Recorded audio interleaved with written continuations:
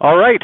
I think we're live, Ken Wiebe, on the inaugural journey of the Live with Kenny and Rennie show. Thanks for joining us, anyone out there. Ken, how you feeling right now? You nervous or how you feeling? Pure excitement and anticipation. Sean, I spoke with Cole Perfetti, the Jets prospect, yesterday, and that was his emotion that he discussed when he was explaining what it was like to score his first professional goal. So excited, fun new venture. Let's get some people on board and let's fire this thing up. This is going to be a lot of fun.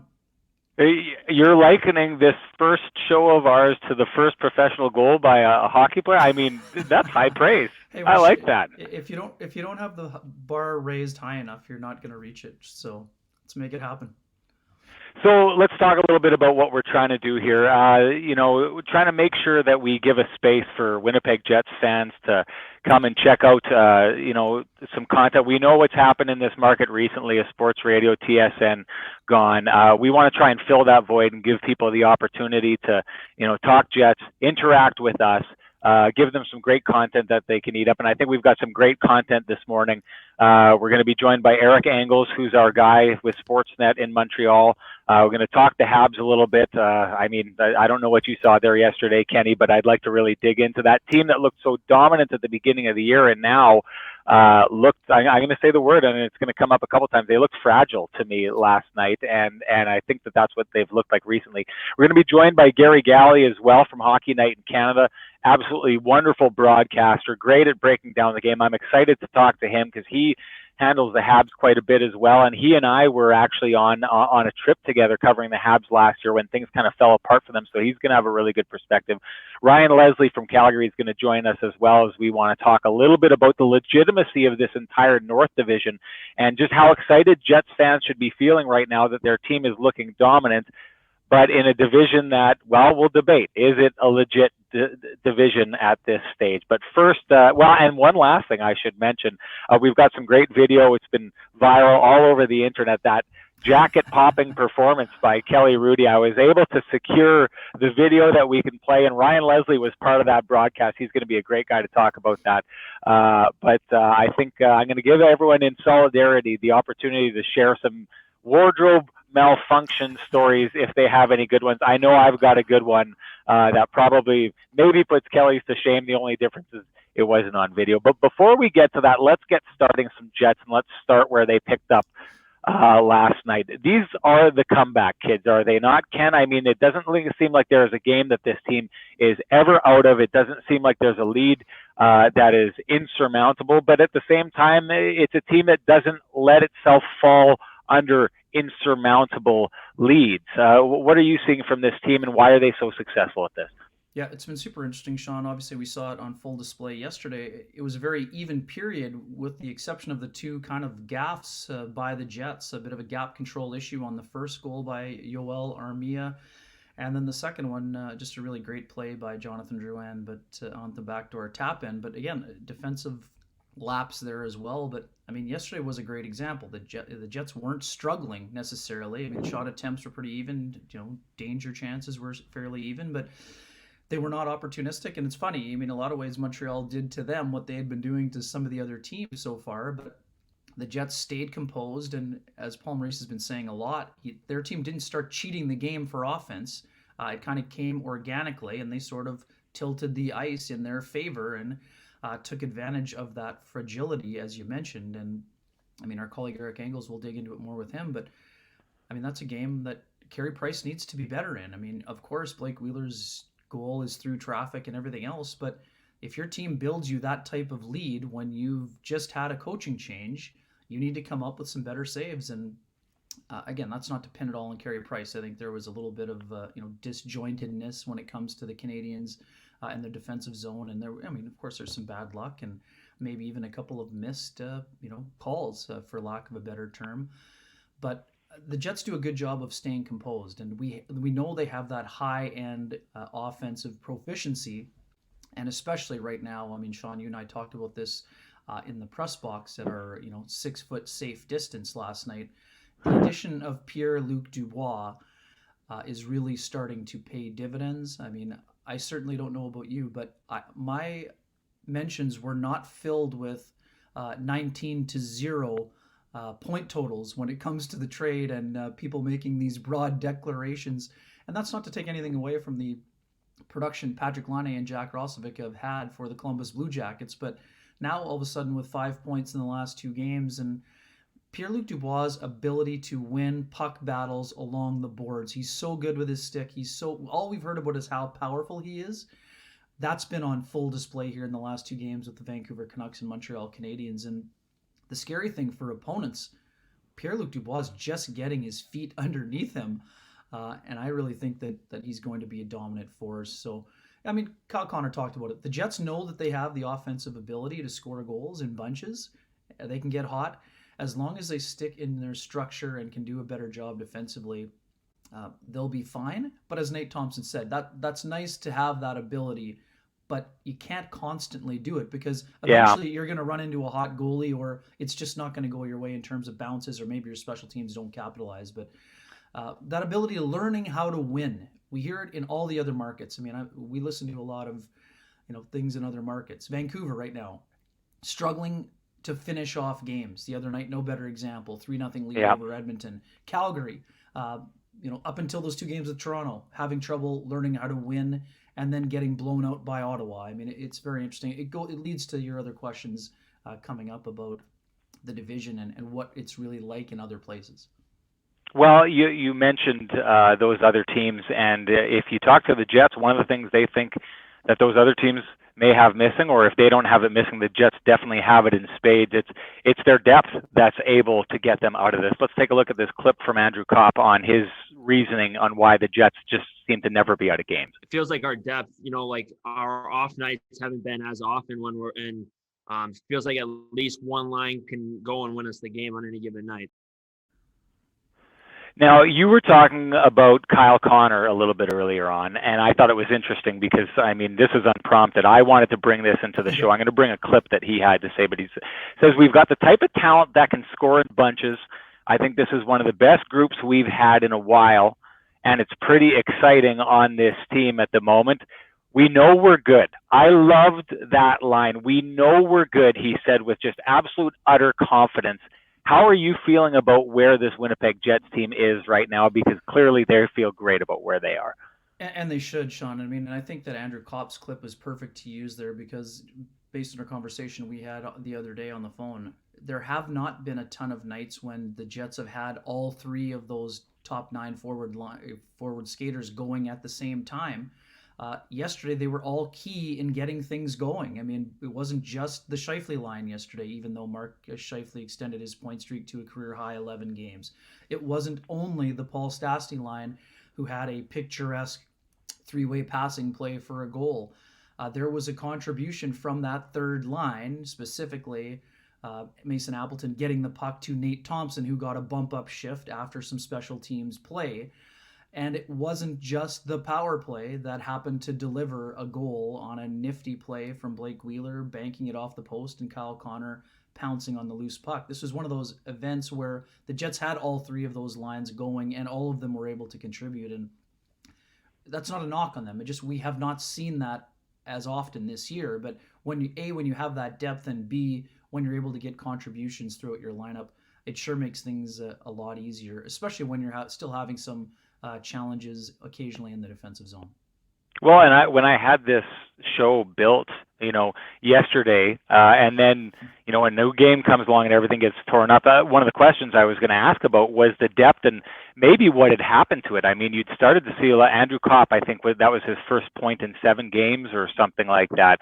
Paul Stastny, things had dried up. Lowry, his hot start had kind of cooled off a bit. Perreault, all that depth scoring that really was characterizing this team earlier on had kind of disappeared. I think last night, so all these 1-goal games that the Jets find themselves in, I think that's an example of a team that has the depth to pull things out of the fire the way that they've done. You get one line going, one line can win you that game. Last night, though, I thought was a great example of what this team looks like when it gets its depth going. Yeah, absolutely. And I mean, and you asked Paul Maurice flat out about it. And his answer was great. I mean, he said, of course, they'd love some more breathing room. But, the flip side of that coin is that teams always want to become battle hardened. and get comfortable being uncomfortable in those tight games. Now, of course, teams would love a blowout mixed in every once in a while, but I think, of course, this is just the way that the games are going to be played. There's so much pushback from teams throughout this division so far this year. So that they are well equipped to handle that this year, I think, is very important, and we'll see where it takes them here in this little stretch. I mean, we've talked about it a lot. We're going to learn a lot about the Winnipeg Jets here in this stretch of games against Montreal, against Toronto, against a Vancouver Canucks team that is kind of teetering on the brink, if you will. I mean, it's a tough time for them. They're not getting a lot of points, and the pressure is mounting. So how do you play against teams that have a little bit more of that urgency? And we even saw it this week with Ottawa in the way that they played against Montreal in getting those victories. So, I mean, it's an important time for the Jets, and I think it's an ability for them to show what they really can be. And that leads right back to that Kyle Connor question, or that quote from Kyle Connor, where the belief is certainly there, and they believe they're a good team. And I think that there are steps that they will continue to need to make in order to get where they want to be. But they're starting to get a little bit of separation, even if it isn't in the standings right now, and they can't afford to slip up. I mean, 2 bad weeks, we can see what that does for a team. But the way the Jets are trending, they're starting to get closer to that upper echelon rather than that middle of the pack tier that is having trouble, being very clumped together right now. And that's why, too, those games against Toronto are going to be absolutely massive to see if they can do that against the team that has established itself as the cream of the crop. Yeah, you touched on Paul Maurice and his belief in this team about the staying in the fight attitude that these close games have had. Let's take a listen in on his clip from that and his explanation of why he thinks the Jets have not been one of the teams that has had a significant dip this season. We're not pounding the table here at any point in the season saying, "Hey, we're rolling now. Like, we've been great." We've felt a lot of scratch and claw in all of these games. So you never get that comfortable feeling. You come off a win, you're not thinking, hey, now we're rolling, tomorrow's going to be easy. And other than a couple pieces where periods that we didn't like, we haven't really lost a game. There was 2. We didn't like our Toronto game. We didn't like our Vancouver game at home. But even in the other loss in Calgary, after the 4-day break, we played pretty darn hard in that game. So I don't think we've been on a roller coaster, and I think that has a big part of it. We haven't played well enough to get on the high end of a roller coaster, and we've competed hard to stay off the low end. I mean, that's interesting. I think that's the Jets' secret sauce so far this season, is they're in every game, they're fighting in every game, so they've been engaged. They haven't had those runaway victories that we saw the Canadiens have at the beginning of the year that, maybe made them feel a false sense of security. The Jets have never at any point had that false sense of security. They've been entirely locked in with every game because they've needed to be. But you touched on a word that I think is really important with this team, and it's belief. And I've seen a couple examples of it and how it's played out. One, remember Mason Appleton hadn't scored yet. He'd had all these chances, and we were looking at Appleton. He's moving into that third line role. He's doing great, but he's not scoring. And he'd come out in front of the media and said, like, I'm getting my chances. I'm doing the right thing. It's going to come. And sure enough, he scores that night. Well, I was going to talk to you about the depth and maybe the second line not really getting going before last night. Paul Stastny had addressed that. Let's listen to what he had to say about Kyle Connor, and Nick Ehlers, and the fact that they hadn't really put it together yet before last night's game. It's coming along, and it's only a matter of time. So with those guys, I just told them to keep playing the game, just stay positive, because if you're not getting chances and you're kind of playing your heels, that's one thing. But if you're getting those chances and some bounces aren't going your way, that's fine. And it's a long season. Eventually, they're going to come. So here's my question to you. Where does this belief in the process come from the Winnipeg Jets? Because every time something is not going well for them, every player on this roster says, you know what, we're doing the right things, the results are going to come, and they keep proving themselves right over and over and over again. Yeah, I think it's twofold for me, Sean. I think obviously there is a leadership component to it, and I also think the one thing we cannot ignore, and sometimes do, I think, at the surface level, this core group has been together for a significant amount of time, and I think they just have that there's just a comfort level there. The players they brought in, I think that Paul Stastny, I mean, we've talked about this a lot. Paul Stastny has brought so much to the table here that has not necessarily shown up on the ice. Even though he's playing fine on the ice. I like the way he's playing. There have been some great moments for him already. This guy genuinely loves hockey. He's determined to win. He's always looking for solutions, whether that's in his on ice life or, I mean, I loved his comments about Neil Pionk. Super happy for him getting his degree, but it made him jealous because it's something that he's always talked about with his family and wanted to do himself. This guy, I mean, again, we talked about it in the summer. He's a connector. He can connect with the young players. He can connect with the veteran players. He provides some great guidance. He loves talking about the game. He can direct a little bit of the traffic. To your question to Paul Maurice, I know we'll dive into it a little bit deeper about his coaching style and that using the players to help deliver some of the messaging, so it doesn't sound like the head coach is always on your case every single day. I love that. There's a lot of players who love the game in this team. We've pounded that home on our Instagram lives, and I think this team genuinely, I mean, every team wants to win. We know that. But the one thing that we have not discussed as much, when you have the disappointments in the playoffs that the Jets have had in recent history after reaching the conference final, there is that, those guys also know about how the windows are working. They know who's under contract for how long, and they don't want to miss an opportunity. The belief comes from the fact that they think that they have what it takes to be a really good hockey team and want to get to the top of the mountain. And once you've had some disappointments and adversity, for a lack of a better term, I think you're even more determined to push through and perhaps even show some people that there's a lot more there to give. Well, speaking of adversity, the Montreal Canadiens are a team that are getting a healthy dose of that right now. We're going to bring in Eric Engels right now. Double E, how are you doing, buddy? I'm doing well, and you'll forgive me from doing this from my bedroom as my wife takes up our shared office space in a meeting for her company. These are pandemic times, and this is a classic example of that. Yeah, every once in a while we'll pop up. I try and get like the nice fireplace in the background, but every once in a while you'll see like the ceiling lights because I'll get kicked into the downstairs gym. You'll have to forgive me if at some point the dogs see the mailman coming, because they'll come screaming over here and probably knock the whole setup out of the way here. But great to have you here. I'm interested. Last week we were talking about, are the Montreal Canadiens legit, or are they legit just because they haven't met the Winnipeg Jets yet? After one game, I'm interested in your thoughts. How do these two teams stack up with each other? Well, I think when we talked about it last week, I talked about Montreal having a clear identity. What's also clear is that they've slipped away from it further than they expected to, and further than I expected they would at the beginning of the season. And it's going to take them some time to get it back, especially with a new coach in place and so many things to kind of tweak and turn around here.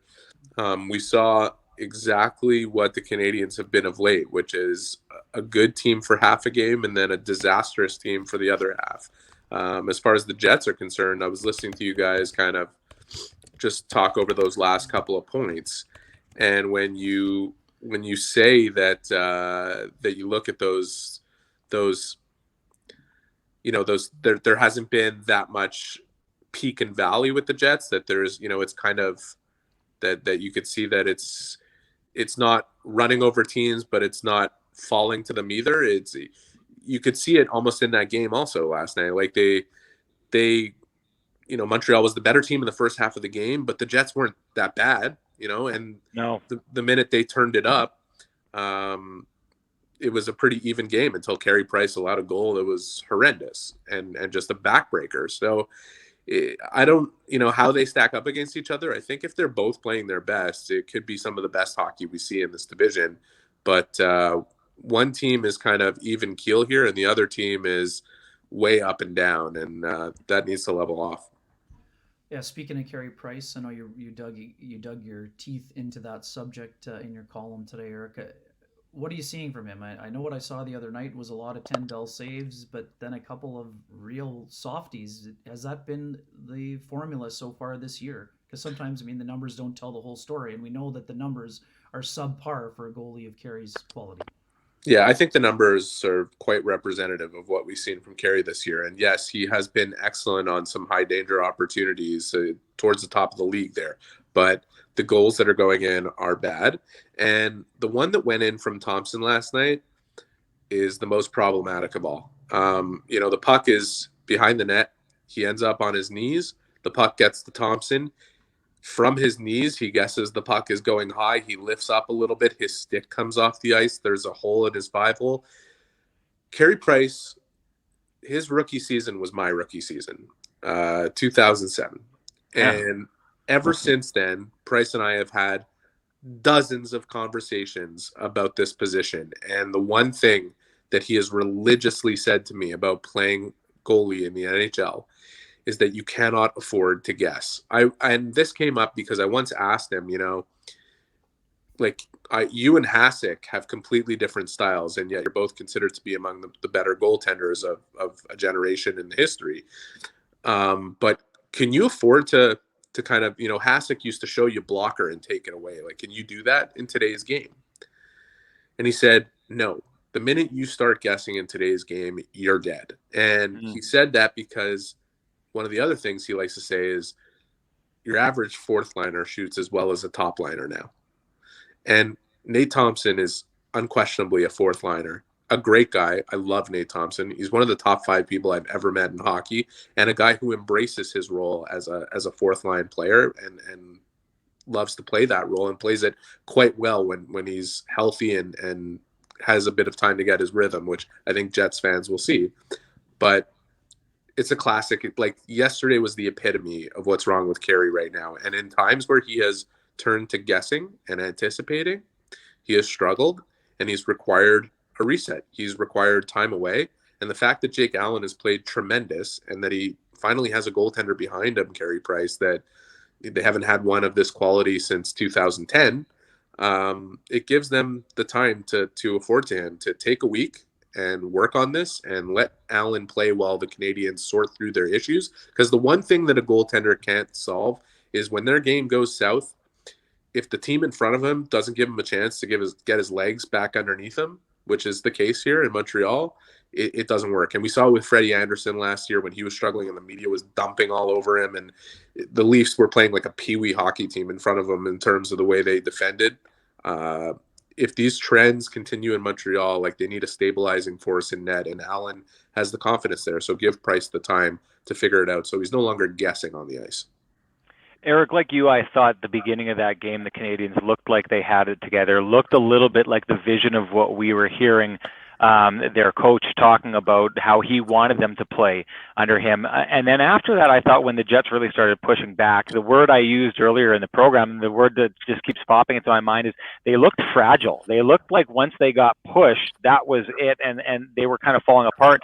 And it seems to be a pattern with this team, not just this year, but last season. We talk about it time and time again, but the 2 8-game losing streaks season before that seemed to be a team that really struggles once they're put under duress. I'm looking at their roster, and with guys like Price and Weber and Edmondson, who, went with a very resilient Blues team to the Stanley Cup final and to a Stanley Cup victory just a couple of years ago, why does this fragility exist within this organization when they seem to have the kind of players who should be able to buffer this organization against that? It's a great question, but the answer, which might not be pleasing to Canadiens fans, is that is the nature of the psyche and memory. And when old habits creep in and persist, the other thing is a coaching change was made specifically for this reason, right? Like, not enough was done to tweak some of the things that created the trends that we're seeing.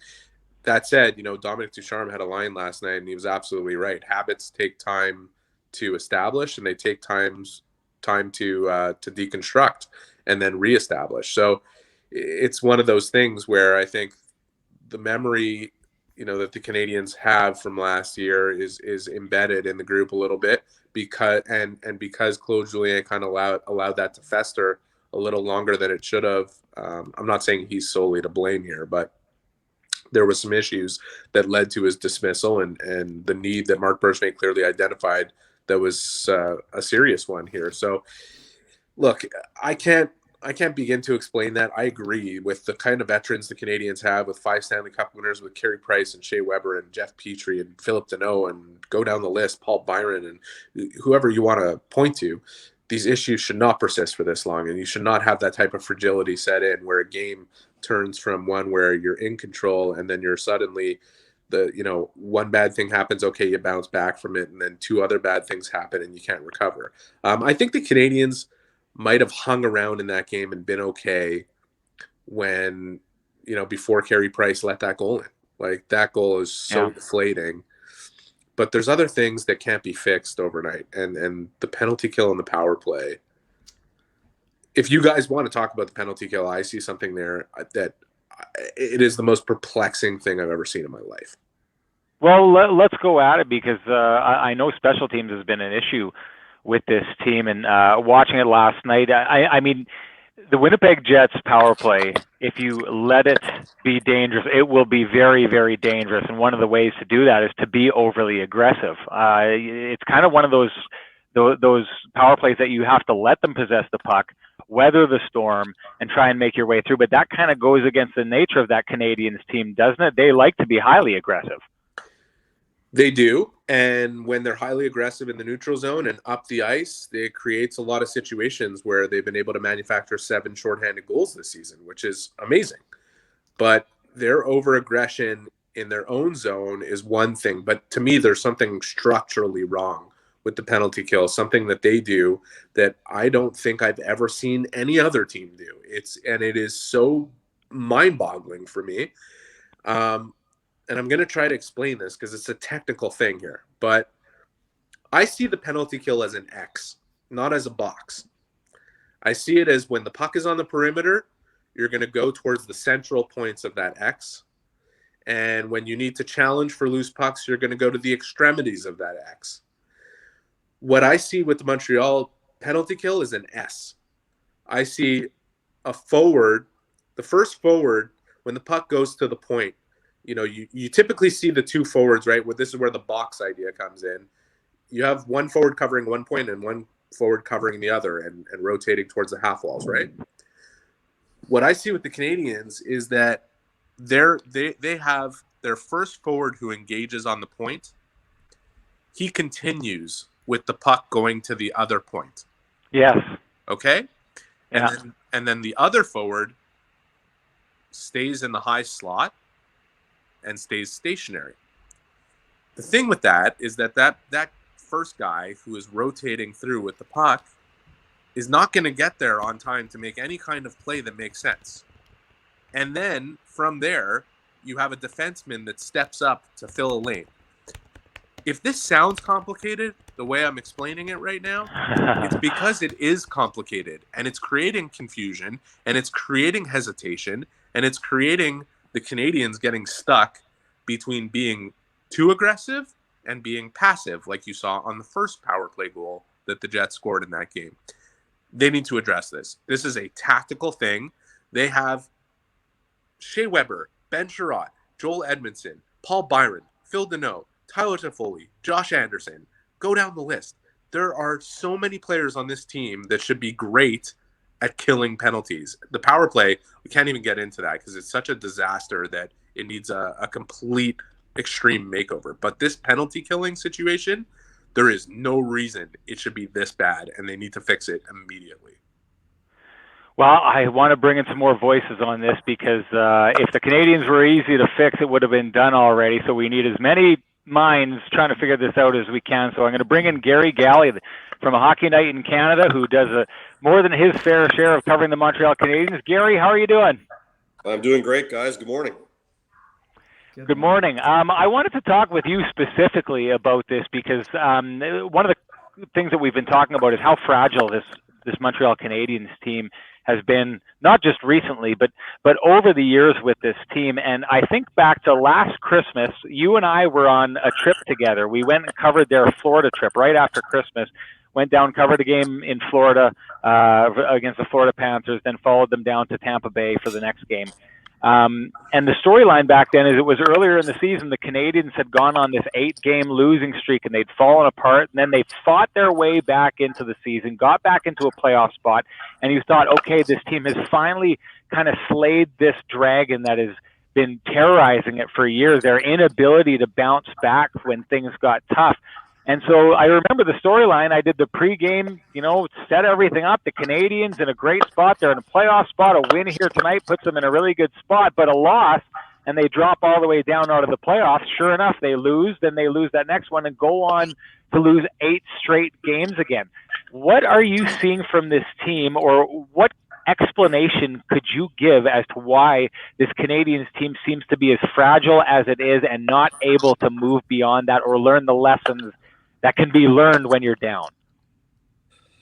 It's a really good question, and one I'm sure that Claude Julien and his coaching staff, and now Ducharme and the coaching staff are going to try to figure out.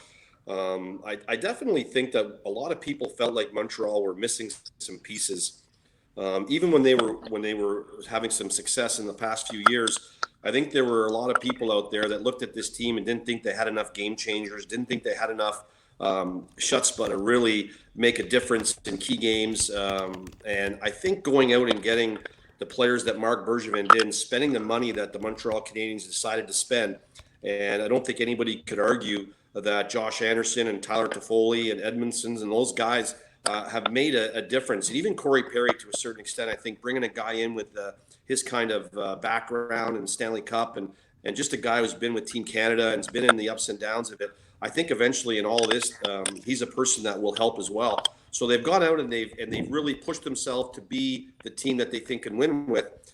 But at the end of the day, and this is going to sound so cliche, is that if you don't have goaltending, it makes it extremely hard to keep confidence in a hockey team.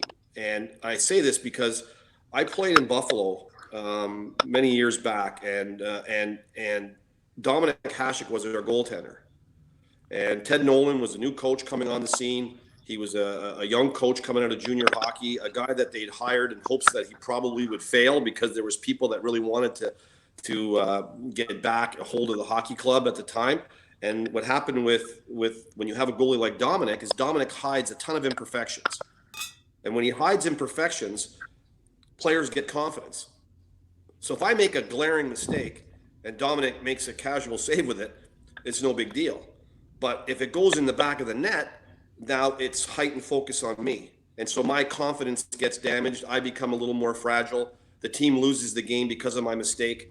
When the goalie plays up to his capabilities or beyond his capabilities, like Carey Price has done in years past, played beyond his capabilities, he hides little imperfections and the team moves along. But when that imperfections are being broadcast out and they're going in the back of the net, and some of the goals that are going in shouldn't be going in, a team becomes fragile, they lose their confidence. So you could add all the pieces you want. You could blame a whole bunch of things, but at the end of the day, and it's crazy to blame it all on one particular thing, because it's like a field goal kicker. It's like the goalie gets cast out, sometimes because his expectations are he can win you a Stanley Cup. He can do all these things. And we've all said goaltending is the game. And Carey Price just isn't Carey Price right now. And he can't figure out why he's not. But until he figures it out and the team doesn't say, okay, well, we're going to go with Jake Allen until Carey gets it figured out, and they're going to stay with Carey Price, like I think most people would, because what he's done for this organization and the type of goalie he is, they want to continue to instill confidence in him to know he's going to get it back together. But until he does, this is going to be a fragile hockey team. And yeah, I think, by the way, not to cut you guys off here, but just to, like, Gary's pointing to a problem, but he's also pointing to the solution here. And the solution is Jake Allen right now. And I think that Ducharme, he could have fallen under a lot of heat for going to Price last night, given the contrast between Price and Allen so far this season. But I think he really made the right move. He tried to give Price an artificial kind of boost of confidence that wasn't naturally within him. And that was a good move. And it was a good way to avoid a controversy too, because now Price knows that Ducharme has that faith in him. That's the first thing. And the second thing is, he also has a justification to put Allen in the net for a string of games, and Allen has the ability to provide the solution that Gary just referenced. Gary, are you a believer in this Habs roster? Yeah, you know what, I am. And the thing is, like, I know there's a lot of people out there that think maybe I'm not, but I am. I like the moves that they made. I like some of the players that they're instilling their confidence in. But here's another thing too, and Eric may agree, may disagree with me, but when you get a bunch of new toys at Christmas, sometimes you leave the old ones on the side, right? And sometimes the old toys, if they could speak, they might be a little bent out of shape about it. You know, it's like the movie Toy Story when all the new toys come in and all these other toys get chucked to the side. When you look at Danault and Tatar and Byron and all these guys that were important, integral parts of the success that Montreal was having, and it wasn't the success that they wanted, it was the success that they were having. Those guys kind of got, you know, and Drouin was the talk of the town and everything's like that, and everything's kind of fallen off. And I wonder if some guys just got their egos got a little bit beat up, and maybe they wouldn't speak openly about it, but how they're feeling internally. And I'm just saying this is hypothetical. I haven't talked to anybody and they haven't told me that.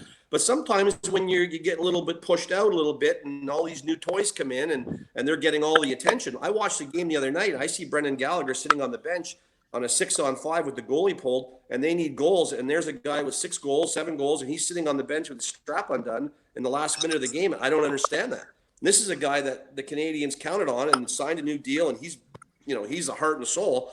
But they have all these new toys, and sometimes when coaches are trying to give everybody what they think they need and go with some of the hot hands, some of the guys get their ego a little bit beaten up, and sometimes that can creep in. And I'm not saying that's it. It's just something that I've looked at, and now it seems Ducharme's getting Tatar back on that line. Try to get his ego back mended and see if he can't maybe fix some things and get them back going again. And, and I do like the way Tatar responded when he got sat out.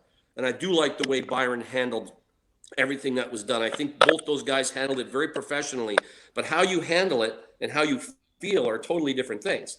So I think they handled it really well. I think they look like they're going to be fine. But I'm saying over the course of this losing streak, maybe they lost a few guys along the way that were important guys who felt important. And you got to feel important in this game. No matter what your role is, you got to feel important. I want to kind of open up a question to everybody here, because when Dom Ducharme was talking about his coaching style, what he's going to do here, he talked about, to a degree, freeing up those players to play with speed. It reminded me of something that Paul Maurice had said earlier in the week. I'm going to run the clip here. We have now up front probably more players, or as many players built on offense, but I would say more players built on an offensive game. That's how they came into the league. So you can't stifle that.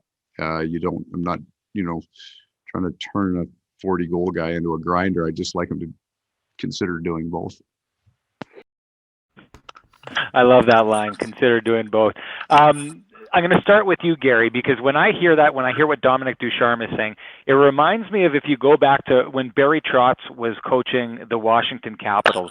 And the whole idea was trying to unlock the potential of this team and guys like Alexander Ovechkin. He had basically said, look, when we have the puck, I'm getting out of the way. You guys do whatever you do because I can't teach you how to do that.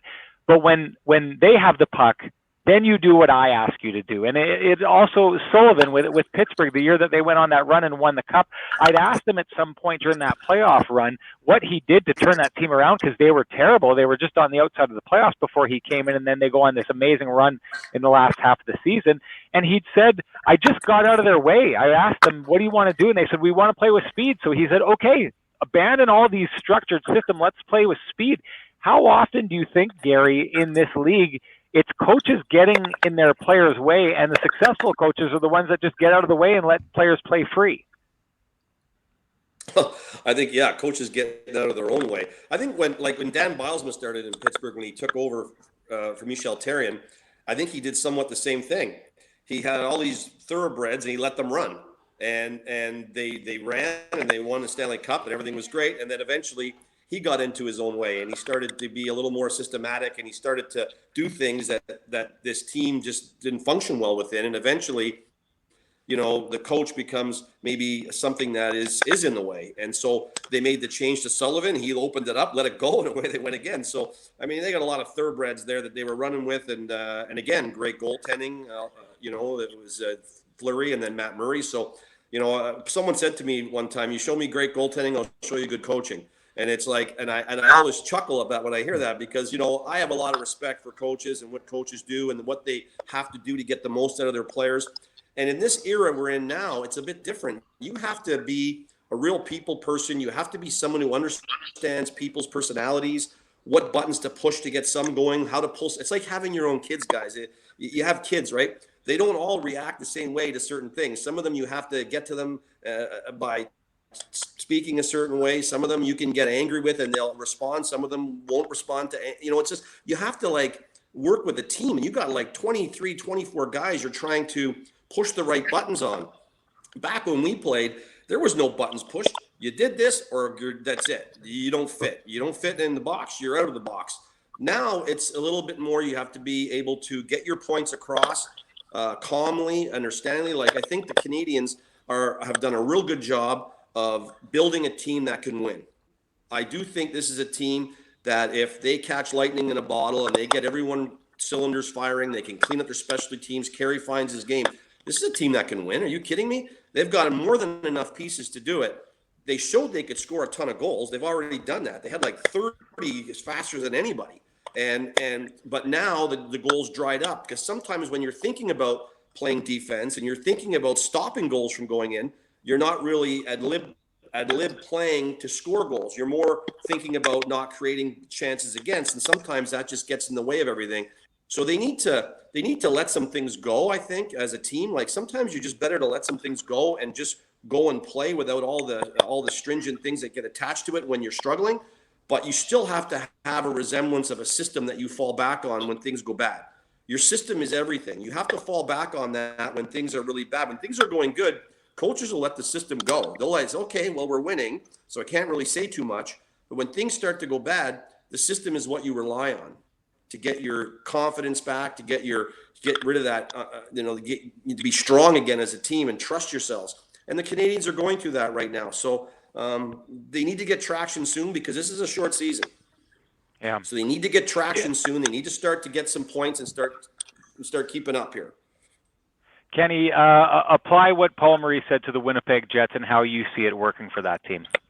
Yeah, I mean, I think that it was important that Paul talked about his ability to stay fresh is because he started to integrate the players, involving the players in the process of trying to help them, not always harass. It doesn't feel like the coach is always yelling at you. Instead of he said, yeah, occasionally I'll still tap a guy on the shin pads, but if he needs more out of someone, it means more coming from a captain like Blake Wheeler or a play driver like Mark Scheifele. If you're a young player like Christian Vesalainen and you're a little down on the dumps about being out of the lineup, one of those guys comes over and says, hey, you're making progress here. If you keep up on this, you're going to be in the lineup. I mean, that means more from a guy than the guy who's been not yelling at you, but been on your case to do more. And it also means more when a guy like Wheeler can tell you, hey, if you do this, then you can apply this. I mean, Paul Maurice used the word specifics. Players don't respond to, hey, guess what? You need to compete harder. If you give them all the specifics, then they'll attack that problem. And I think that's why he's been able to have some success when it comes to shelf life here. Doubly, I'll ask you this quick because we got Ryan Leslie in the queue and he wants to join in here. I want you to give me your idea of Dom Ducharme's approach to this team, how he's going to try and pull this off, and what your expectations are for him to be successful in freeing this Canadiens team to be this fast team that they are when they're at their best. Yeah, I almost want to borrow a bit from what all three of you guys just said. I think Dominic Ducharme kind of has that profile. He's a new school coach. He's more connected to the younger players in the game. He understands that approach. We talked to Nick Ehlers. I talked to Marty Firk. Talked to players that he had in Halifax. Talked to Jonathan Drouin for the years that Ducharme has already been here. This is a guy that cares about his players and cares about building relationships off the ice. And the more you involve your players in what you're doing, the better chance you have of getting that buy-in that's required. The other thing I like that Ducharme said from a technical standpoint the other day was that we have structure, but within the offensive zone, we want our players to have license to do what they want to do and be creative. We have rules, much less so than systems. We have rules. And so long as you're abiding by those rules, we're not going to get in trouble. But we want our players to be creative. And you guys were at that game last night. If you watch Jonathan Drouin, Nick Suzuki, and Josh Anderson through that game, you saw a creative license in the offensive zone that was not there under Claude Julien. That is probably the most significant difference that you could have pointed to in Montreal's game. So that's something to build on for them. I think, Gary's 100% right. Like, you build things, there are building blocks. You don't erect a statue in one fell swoop. There are building blocks, and the Canadiens have to find them right now within all the issues that are going on. We addressed the penalty kill and the power play, which are not going to be solved overnight. Like, let's just face it. Alex Burrows can come in and bring that enthusiasm to the power play in a different mindset or whatever it is. The penalty kill under Luke Richardson needs to be redesigned. Like, honestly, it's so insane to me that the players that are there, the quality of players they have for that specific role. And there are things that they do well, like I said before. But I think Dominic Ducharme, from up top, has to realize what kind of fundamental changes have to go there. And he has to continue to have that kind of off-ice soft touch with some of the players. And Garry made really good points about the old toys, right? Like, he made really good points about that. Like, specific to Phil Deneau, because Tatar and Byron have responded. And I think we're getting to a point with Phil Deneau where, he was given a great opportunity last night. He was put with his old line mates, with Gallagher and Tatar. He was put in the primary penalty killing role, despite all these forwards the Canadiens have to kill penalties. He lost 7 of 9 draws in the defensive zone and ended the game on the 4th line. I don't think it's out of the question that he comes out of the lineup. And if that ends up happening, which way is this going to go for him? Because the common thread between him and Tatar and Joel Armia, who is struggling too, they're all playing for contracts. And people will say, it's not an excuse and this and that. We need to treat hockey players and professional athletes and everything like human beings. They're human beings. There are mental sides to this, and it is an issue. So Ducharme is going to have to figure out how to balance all that stuff that I just talked about. And Gary's right. He's up against the clock. Yeah, exactly. To Gary's point, I think I was a little surprised. Go on, Garry. I was going to say, I think that if I was a person that turned down a deal, which was a very lucrative deal, but if I and my agent decided that wasn't enough and I turned it down, and then I started to struggle and not play well, I say that it would bother me. It would bother you, and I would start to worry about. And it would bother you about my future, my family. It would bother you even more if that contract leaked out at a time where you were struggling. If the fact that you turned down that contract leaked out at a time that you were struggling, and could only leak out from one place when it did, which is from the team. So there's something bizarre about that, and something I'm going to look further into. Well, we're going to have to move on here. It's the nature of the beast when I was going to say finish up your point, Garry. Salaries weren't disclosed and things weren't out. But when salaries weren't disclosed and things weren't out there, everyone around their business. But then when everything got disclosed, everyone was thrilled about that. So you can't have your cake and eat it too.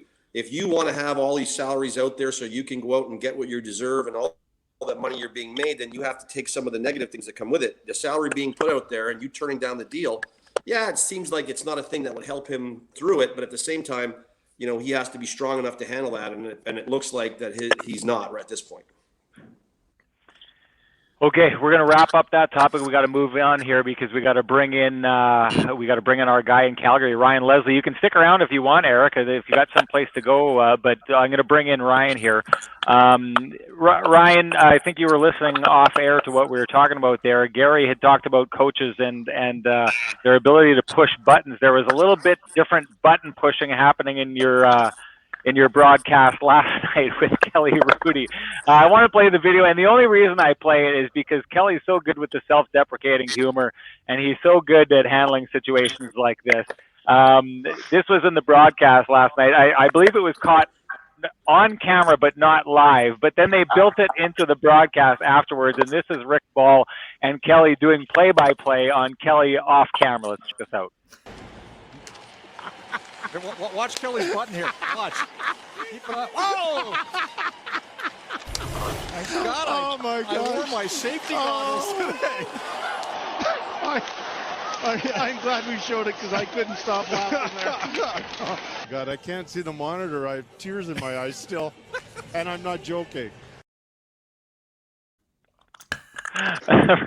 Ryan, we're watching the Canadiens Jets game, and then I see your Twitter feed start to fire up, and you're talking about this, and I was like, man, I got to see this video. It's even better. And one of the comments you'd made was like, it's made funnier in the commentary that you get from Kelly himself. I mean, what was it like to be part of that during the broadcast? Great to be with you guys. Honestly, I was still crying in the car after on the way home. I had to pull over, wipe the tears from I got home. I called Rick. I started to cry again because if you watch sure the button goes, that's great, but watch the sheepish grin of Kelly Hrudey where he kind of goes like it's bought and paid for. It was absolutely beautiful. His reaction was great. The commentary is why he and Rick are so magical together. I don't know if Gary's ever had that happen or if Wiebe or myself. I've come real close. I'll be honest with you. I got some buttons hanging on for dear life. Kind of F5. If this thing goes, you better have a bubble. Like it's a code yellow right now, but it could go code red. And we'll get to the game, no doubt, but that was the best distraction and best television that you could have asked for, given the situation with the best people involved. Scotty Lennox was the producer, who we all know is just a ninja, and he is ruthless at times, and he's as creative as it gets. That was wonderful. That one had Lennox written all over it. Kenny? Sorry, Ryan, I'm sorry to do this to you, but we had an incident in the bubble this year with some pants being ripped, and they weren't my pants. It's true, Ken. I wish we had a camera for that one. Little backstory. I hadn't been exercising, and my pants were a little snug from the season before, and I went down to pick up my AirPod in the halls of the rink in Edmonton, and just out of view from Sarah Orleski, I split my pants. She saw it. She bared witness to it, and there were photos taken from Dan Murphy and tweets posted. This is glue, isn't it, Gary? This is galvanizing glue when things are tough. COVID can't stop this kind of fun. Speaking of crying, you got to stop wearing your high school suit. That's the thing. You got to stop trying to fit into it. Are you suggesting I don't look the same, Gary, as I did in high school? You got to let it go, man. You got to let it go. It's like the first time I wore a Bowling Green State University golf shirt into my LA Kings locker room in 83, 84. I came back after practice, and there was a huge hole cut out of the golf shirt. And they had stuck a patch of a king sticker over the top of it on an orange Bowling Green shirt, and the guys were like, "Stop living in the past, move on." And listen, I've done crazy things in the booth. I actually during a live broadcast with Dean Brown, we were interviewing, I think Brandon Sutter. He was coming off a concussion in Carolina, and we had him live in the booth with us. And I was under the instruction that we each answer him a question, and then we turn around to the live action that's going on. So I ask him a question, Dean asks him a question, and then I turn around. But they don't turn around. So literally during the live interview, I turn around in the booth to start watching the game, and all of a sudden in my headset I hear, "Hey, you got to turn back around." And Dean looks at me and says, "He's had a few concussions too." Well, if it weren't for the plexiglass, I think Rick Ball would be concussed, because that button took off at such a speed. I think they put the gun on it. I think it was over 85 miles an hour. This button, I don't know if it's been found or if it was the single button theory, Alice Seinfeld. It was downright frightening and entertaining all at once. I'm still crying. Everybody's weighing in on it. The damn thing's gone viral, and Kelly's just the best sport. I hope he's okay today. Yeah, he handles it great. If it happened to anybody, it's the best person for it to happen to. Kelly's such a professional at everything he does, but he also has this incredible sense of humor, and he has the ability to laugh at himself. And I've thoroughly enjoyed my time with Kelly, and so many different reasons working with him, and stuff. But he's a good man, and if anyone could take it in stride, it would be Kelly. Rick called, asked anybody on the broadcast, does anyone know where we can find a seamstress? And Kelly chimes in, or an exercise bike. Guys, I think we've probably all been there to a degree. I know a couple of years back, I think it was the 2017 playoffs, I went on a run of covering the first, second, third round. The first round was Boston and Ottawa. So, Gary, you know Boston. I ate every single lobster sandwich that I could find in that city, and then went on to the next round, and it was in Washington. And then finally, I believe you were doing this with Christine Simpson and Romy, was the Anaheim series against Nashville. And it was, I could feel, as the playoffs were going on, I could feel my suit getting tighter and tighter and tighter. And then by the end of it, I just wasn't even putting the button anymore, because I didn't have the courage that Kelly had to put that button on. And it was the very last shot. They had just, Nashville was going on to the final, and we had finished that game. Series finishes in 6 games. I'm sitting there. I'm just over. I'm like a sausage casing in my suit, and I do my very last stand-up, and I finish, and I look at my cameraman, Colin, and I say, "Oh, we done? Okay, we're done. Let's wrap. It's time to go home." And like you, Ryan, I bend down to pick up my notepad, and my pants didn't rip. They exploded. Like, you could hear it happen, and from the crotch all the way back up to the belt, and then ripping to the side from there. Like, it was an explosion. And I remember having to walk back to the hotel with the back half of my ass hanging down in my suit, and going by, and Gary, you and the crew, you were in the hotel bar and having a few drinks, and I was fairly new. You and I didn't know each other yet, and I walked by so sheepishly, kind of on this 45-degree angle, so you guys couldn't see the back side of me, trying to get to that elevator.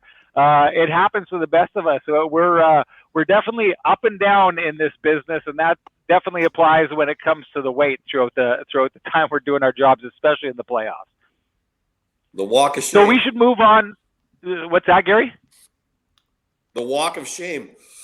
Yeah, I've done it far too many times. Guys, one of the reasons I wanted to get everyone involved here is I wanted to weigh in on the legitimacy of this North Division. We take a look at teams, and I think people are starting to get excited in Winnipeg here with this team and what they've been capable of. People in Toronto, I think, are feeling they're turning into the team everyone thought they were going to for a while. Suddenly Edmonton is looking like that team that has a player that can take them to the next level. How much legitimacy is this to the teams that are succeeding right now in this division? Are they succeeding because these are really good teams among the best in the league, or are they succeeding because this division maybe is a little bit of a phantom division? Let's start with you, Ryan.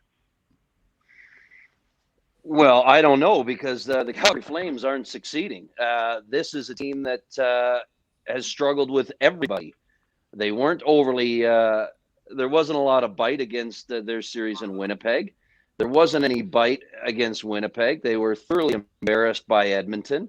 And last night, it happened again to the team that is last in this division, but gives you everything they can on most nights in Ottawa. They are all about compete, battle, being fast, being physical. And Calgary, I don't know if I'm answering the question. I just don't know if it's legitimate or not. I just know that the team that I cover on a daily basis is in a whole lot of trouble, And it's not just on the players, the coaches, management. It's across the board when it comes to trying to figure this out. So to your point about the league, I don't know what's legit. I think coming in, we thought this was a very talented division. And how could you argue that? And it's lived up to it. I feel for the goalies.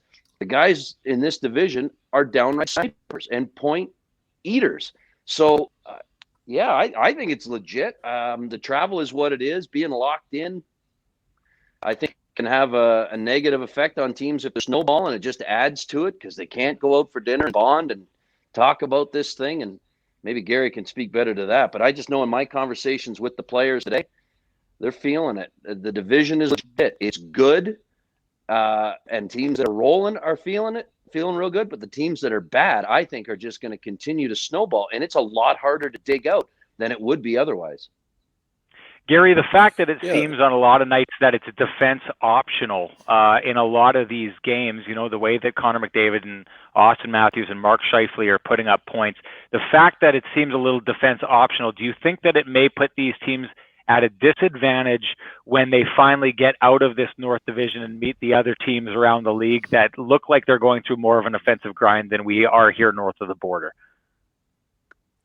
The big thing I've kind of looked at and what I've heard people talk about is that every division is playing differently. And if you go back into the 80s and the early 90s, the Chuck Norris division and the run and gun Smythe division, it had Edmonton, Calgary, Winnipeg, LA, and everything was run and gun. And then you went to the Chuck Norris division, which was that grinding, hard style of play that Mike Keenan with Chicago. And it was just, everything was hard in there. And then, you had the Patrick division, which kind of had a blend of two-way hockey. It's like every division had a different look and a different way of playing. And I'm seeing some similarities in that now. I'm seeing the way the North Division is playing in this open run and gun style of hockey. And then you look at other divisions that are playing a little tighter to the vest, and what division is better than the other, what talent pool in the division is stronger than the other, because that's what you don't know. That's the one thing you don't really get a chance to see, because you're not playing other divisions until you get into the playoffs. And then we're all going to get a real look at what division was better and what division wasn't. Like when you look at a team like St. Louis that's had some struggles, and we all know that that's a pretty good team and a big, hard team to play against. And then you look at a team like Calgary, I think, who everyone thought was finally getting to that point to turn a corner. And then some internal stuff maybe that happens sets them back. And now they're trying to seem like to find themselves again. And it's hard to find yourself when every game is worth 4 points. I mean, every game you lose, you fall down and someone moves ahead. And that is anxiety. It's anxiety to a team, to a general manager, to a coach, to a player. Everyone feels that anxiety when you see it slipping. And you know that the points are going to be hard to catch up on in a very shortened season. So expectations are high in certain places. I think they're very high in Calgary. They were when the season started. So when there's high expectations, the lows are low. They hit you low and they drive your team down. So it takes harder and a stronger ability to get through that. And I can only say that I think Calgary certainly is not indicative of the record, the talent, and what they're all about there in Calgary. I think they're not playing up to their capabilities. But you don't have much more time to figure out the problem. You've got to get it figured out relatively soon. And if they do, I do believe that they will get themselves into a playoff spot.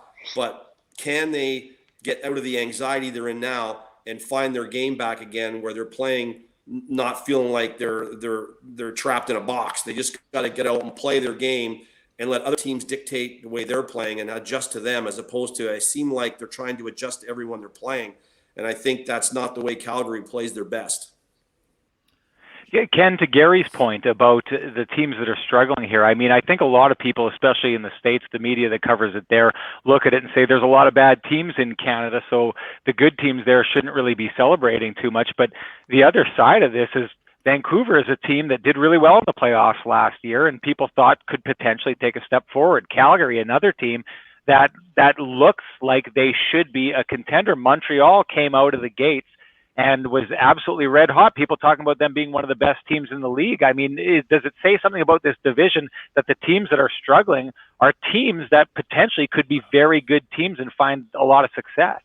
Yeah, I mean, proof will be in the pudding. But for me, the big thing, Sean, is that so many of these teams, 2 to 6, have something to prove when it comes to the playoff time. And you can include Toronto in that. They haven't won a playoff series since 2004. And eventually, yes, you're running into Boston and Tampa. That is an incredibly tough lot in life that they have been subjected to.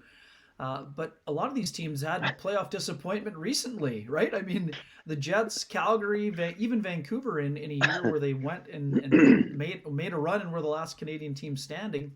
Now they want to fire everybody. So I love the fact that the teams are going to have to prove it when it counts.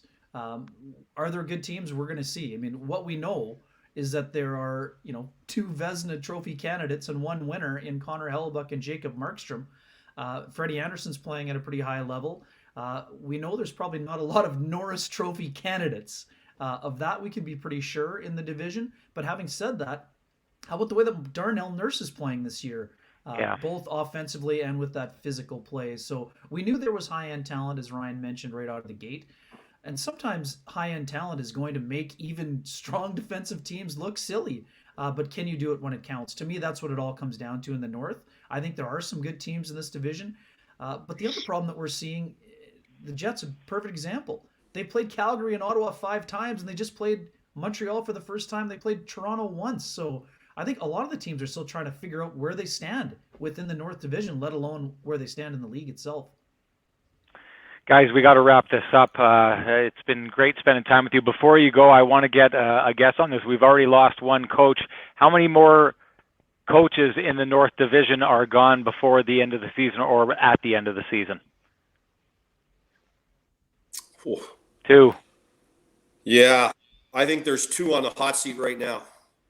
I think there's 2 that are, and I think there's probably, when one goes down, it's like Claude just did, and I've known Claude a long time, and he's a very good coach. When one goes down like that, sometimes it starts a pyramid of a domino effect where other teams are like, yeah, maybe we need to make a change too, and in a short season, maybe it can make the difference. But when you see what happened to Montreal last night, in that one capsule of that one game, from the first period to the end of the game, you saw exactly what's been going on with the Montreal Canadiens. They can score goals and they can play transition well, but when they have adversity, they're very fragile and they can't really climb out of that. And that's why they allowed Winnipeg back in that game. So it's going to be interesting to see, because in the North Division especially, you've got all these great you got Matthews and you got Marner, and then you've got, you got the 2 guys in Edmonton, the 2-headed monster there, and McDavid and Draisaitl, and, you got Scheifele in Winnipeg and Wheel. Like you have to have the ability to shut down those big guys in order to have a chance to compete with them. But at the same time, you can't put all your game plan into just shutting down guys, and then you're not trying to win the game yourself and play your game. So you got to be able to play your game and try to shut down those high-end talent guys that can win games on their own. That can just, one guy can beat you. And that was the beauty of Bill Belichick. He had the ability to have his team play their game, but shut down the one thing that could hurt you and take that out of the game and negate it, and then allow you a chance to win. And that's going to be in the North Division, I think, something that's going to, the teams that are going to survive out of there are going to be the teams that can do that. The heat is on in Calgary. The heat is on in Calgary, Sean. It's a fragile group, as Garry used that term, and it's a stagnant group. And you have to wonder how long Jeff Ward can hang on, especially with this road trip. They've got a few more games for the next 5, I believe, are against Ottawa. You don't get any results, you're driving up to the cliff. You either better turn around real quick or you're going over, and I think Jeff Ward is on the hot seat. Ryan, Garry, we really appreciate your analysis. Loved having you on. Thanks for coming on, guys, and we'd love to talk to you in the future if you're willing to come back. We'll see you later, guys. Reinforce the buttons. Reinforce those buttons, guys. Make sure you grip fast, as we say in Scotland. Grip fast. See you guys later. So, Kenny, why don't we finish on that? So I'm going to be a little bit aggressive. I'm going to say I think 3 coaches will be gone by the end of the year, because I do think there could be trouble in Calgary, most definitely trouble in Vancouver. And the one thing that I do think when it comes to Winnipeg, and not that I think that Paul Maurice is in any trouble, I just do think that between Winnipeg and Edmonton and Toronto, these are teams that have high expectations, and one of those teams is going to be out in the first round, if not 2. And so I wonder, when it comes down to it, if there's a higher expectation of success in those markets. I mean, what do you think happens in Toronto if it's another first round exit for them? Yeah, for me, Sean, I think I'm actually on the other end of the spectrum here. I don't think there are going to be any more in-season coaching changes. I mean, Calgary, I understand. Maybe not in season, but by, let's say, starting next year, how many of these teams start with a different coach based on the performance from this year? Yeah, I mean, for me, it's tough. I mean, the only way I see a change in Calgary is if there's a complete overhaul, and I don't see that happening right now. I mean, Brad Treliving has changed his coach a lot. They need to change their core group in order to get to that next level, and I think that Brad made an important step in that process by bringing in quiet leaders like Chris Tanev and Jacob Markstrom. When it comes to Toronto, Sheldon Keefe just took over. I don't see him being in any danger, and we've talked about this privately as well. I love the way that Toronto has started to work hard away from the puck. Their back pressure is at an exceptional level. They are much more committed defensively. In terms of Edmonton, Ken Holland's a very patient guy. Yes, there is some pressure there on Dave Tippett, but they've also recently made a coaching change. So for me, I don't see him being on the hot seat at all. When it comes to Vancouver, it's an incredibly interesting situation. I think that Travis Green is an exceptional coach, and I don't think he'd be out of work for very long at all. You're right. If he's under the gun, and yeah, sure, he rolled the dice to a certain degree going into the last year of his contract because he wants to be paid what he believes he is deserved. If Travis Green is fired by the Vancouver Canucks, I'm pretty sure the Seattle Kraken would be one of several teams that would be itching to hire Travis Green as their head coach. And what we know about Ron Francis is that they've been patient. A lot of people have been wondering when they're going to hire their coach. Don't they want to do it in advance like Vegas did? But I think there's going to be a lot of attractive candidates out there. And Travis Green's completely in the driver's seat, regardless of how this season turns out for the Canucks, because he's going to be a free agent, and he is a respected coach who just last year had, as we just mentioned, the last Canadian team standing. And I think that he's doing an exceptional job. I understand there's some in our market who think that Paul Maurice is on the hot seat, and yeah, I don't see that. I just don't see that right now. Things would have to, as Ryan Leslie was mentioning, they would have to fall off a cliff dramatically for Paul Maurice to be on the hot seat. I think it was a 3-year extension he signed last year that kicked in this year. When you consider, I mean, the True North brand is on loyalty. Things would have to really disintegrate for Paul Maurice to be in trouble. And we've heard players speak out about his ability to connect. And there's always that quick, on social media especially, coach loses the room because he's been there too long. I think it's been pretty clear that his ability to keep the message fresh, even if you don't like some of the results or the systems, I think his ability to connect with players has never been more evident. I mean, of course, there's a lot of people that have this disconnect in terms of veteran usage versus young player, but let's also not forget that a lot of young players have developed in and under Paul Maurice as well, including Kyle Connor, Nikolai Ehlers. I mean, Mark Scheifele, the list goes on. I mean, once the Jets integrate their young defensemen who are in the system, and well, maybe they go out and get a guy like Matthias Ekholm or someone of that ilk, the Jets are a team that can cause some problems. Again, this comes down to them having to show it. They've only won 3 playoff series in 9 seasons. So, yes, the onus is on them to show what they can do, but I think that there's a lot of talent within that group, and we'll see how it turns out. I mean, only time will tell, but I don't see a scenario where Paul Maurice is in danger unless things deteriorate awfully quickly, and I just don't see that happening right now. Yeah, you touched on it. I think there is a massive amount of loyalty from his players to him in that room. The message is not stale. And I mean, we heard Blake Wheeler say it a couple of years ago, and I don't think anything has changed. He says he doesn't want to play for anybody else. And I think really that has been Paul Maurice's greatest strength as a coach over his entire career, is his ability to connect with his players and to keep reaching his players time and time again. I mean, he's never won that Stanley Cup. I think the only way he ever gets moved is if you've got an extremely demanding owner or GM who feels like the team needs to reach another level that he's maybe not able to take them to. I don't think that's the situation there. I think the Winnipeg Jets want Paul Maurice to essentially be a lifelong coach. I think they want this organization to be Kevin Cheveldayoff and Paul Maurice and Mark Chipman and that trifecta for years and years and years. That's the dream there. That's what they're going to push for. So it would take, as you'd said, absolutely falling off a cliff in order for that to change, in my mind.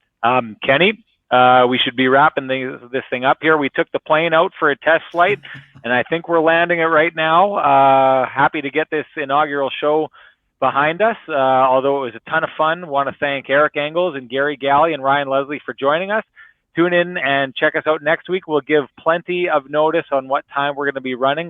Because of game days, we have to move it around a little bit, but we really appreciate those of you that joined us. hope to have you back next week. See you, everybody.